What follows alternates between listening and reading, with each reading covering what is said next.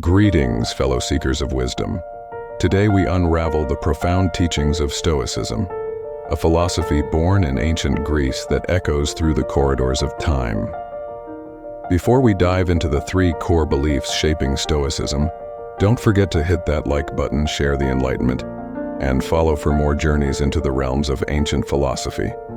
Now let's explore the essence of Stoic wisdom. What is Stoicism? Explained in three beliefs. Stoicism is a philosophy that began in ancient Greece and still has followers today. It is a way of life that has moral excellence as its ultimate goal. Stoicism is often portrayed as harsh and pitiless. Yet its devotees insist that Stoicism is a liberating, joyous way of life. Founded by Zeno of Citium, Athens 344-262 BC, Stoicism is a philosophy that has many adherents even today. The Stoics of ancient Greece considered themselves to be the heirs of Socratic moral philosophy and the natural philosophy of Heraclitus of Ephesus. Stoicism has had a lasting impact on the history of thought. It influenced the development of Christian morality and theology, and also modern philosophy. Stoicism can be epitomized by three essential beliefs. 1. That virtue is sufficient for happiness. 2. That other so-called good should be regarded with indifference. And 3. That the world is providentially ordered by God. Moral excellence in Stoicism, virtue and eudaimonia. The Stoics' greatest legacy is their ethics. Like most other schools of ancient philosophy, the Stoics think that the goal of ethics is eudaimonia. This Greek word has no direct English translation. It is often rendered as happiness, but eudaimonia doesn't just describe a pleasant mood. It has a much more robust sense to it. Eudaimonia may be better translated as human flourishing. A life is eudaimonic when it has exhausted its potential for excellence and measured up to the dignity appropriate to a human being. The Stoics were in agreement with Aristotle's moral philosophy to a certain degree.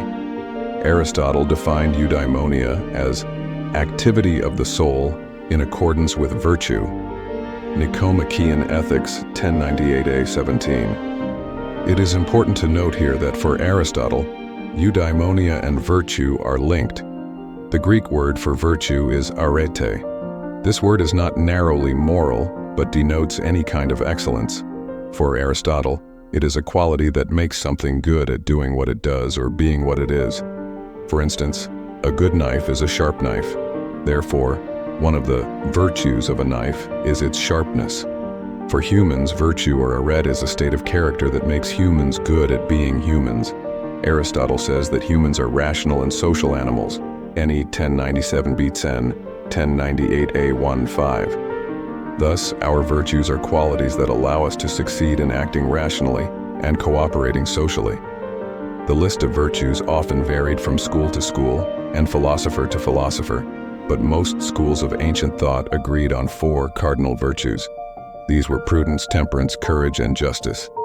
These states of character are what allow us to act as rational and social beings. Stoic philosophy and Aristotelian ethics. Stoic ethics distinguishes itself from Aristotelian ethics with one significant difference. The Stoic philosophy believes that virtue is sufficient for eudaimonia. In other words, virtue is all that is needed for it. Aristotle thought that virtue was necessary for eudaimonia, but not sufficient, or not merely enough on its own. More was still needed. For Aristotle, a eudaimonic life requires, apart from virtue, some good luck. To live well, one needs essential goods like shelter, good health, friendship, and wisdom. A virtuous person could be the victim of a tragedy that leaves him ill, homeless, or alone. And so despite his good character, his life would not have gone well.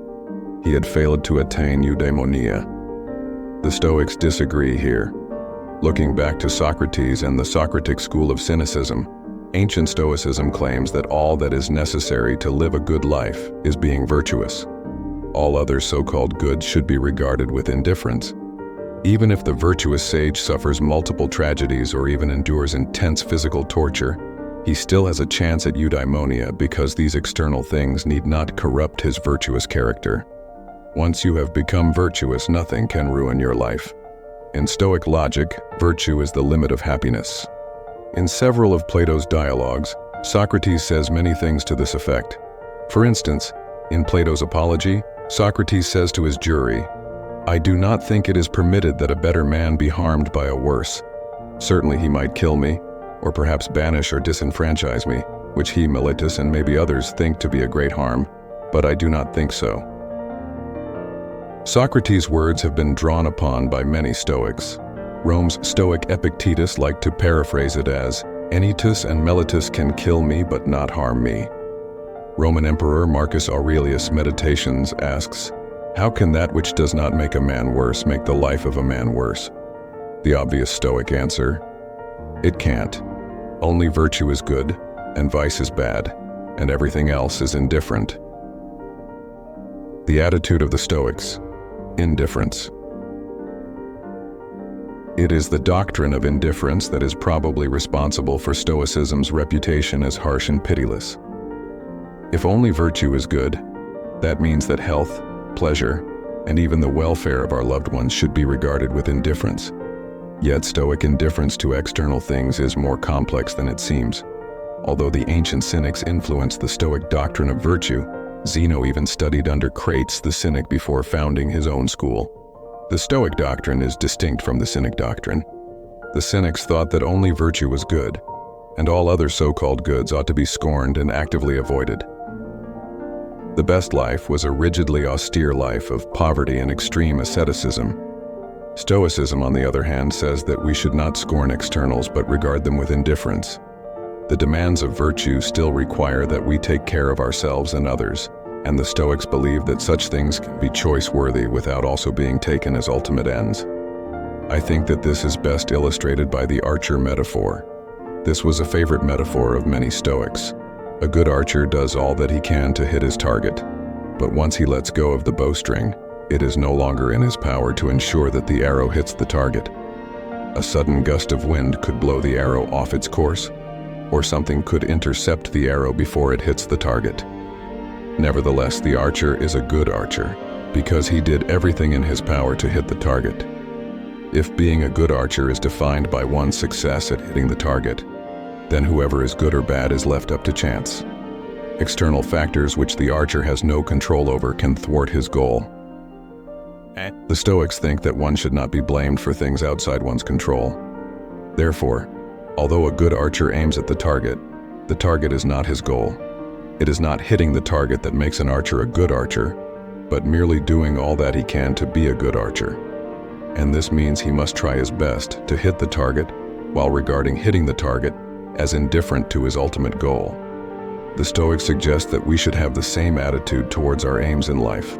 Only our own actions and attitudes are within our power, and if you regard externals that are outside of your control as essential to happiness, you surrender responsibility for your own happiness to chance. The Stoics think this would be gravely mistaken. They think it is preposterous for our ultimate good not to be up to us.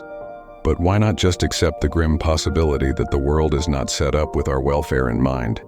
It seems plausible, as Aristotle thinks, that the good life requires some good luck.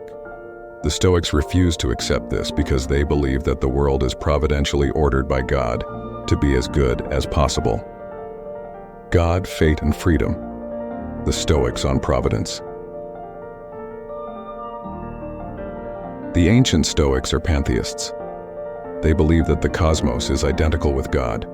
Therefore, everything in the universe, such as stones, trees, animals, humans, etc., are all parts of God. But one might ask, if God is just identical to nature, how is this position any different from atheism? Why not instead just call nature nature and leave God out of it? In the modern era, Baruch Spinoza also identified God with nature, and his contemporaries accused him of atheism.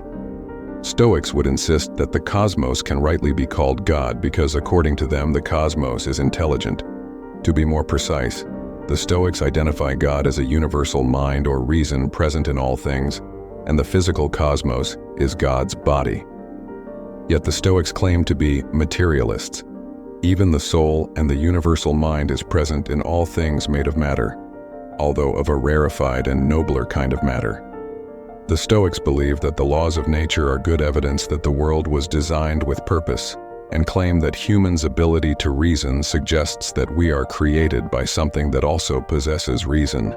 Cicero, in his work on the nature of the gods, attributes the following argument to Zeno: "Nothing without a share in mind and reason can give birth to one who is animate and rational, but the world gives birth to those who are animate and rational.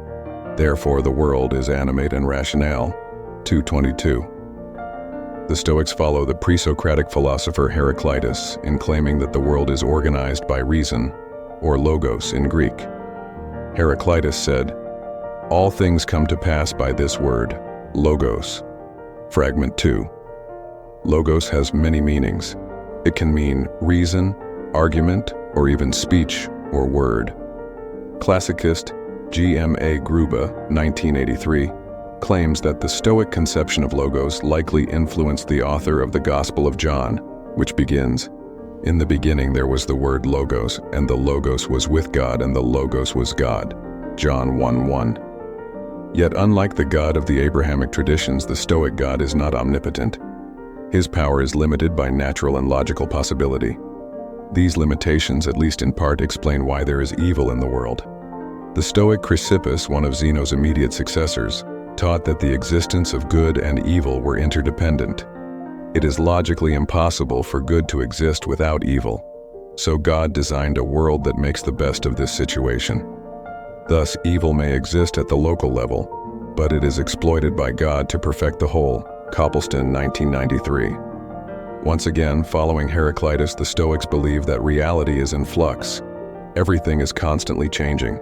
Heraclitus most often likened this state of flux to fire, saying, "The world was ever, is now, and ever shall be an ever-living fire, with measures of it kindling and measures going out." Fragment 20. And to the Stoics, this all unfolds according to the rational plan of God. Thus, the Stoics are strict determinists. Time unfolds exactly according to God's plan, and the history of the cosmos repeats eternally.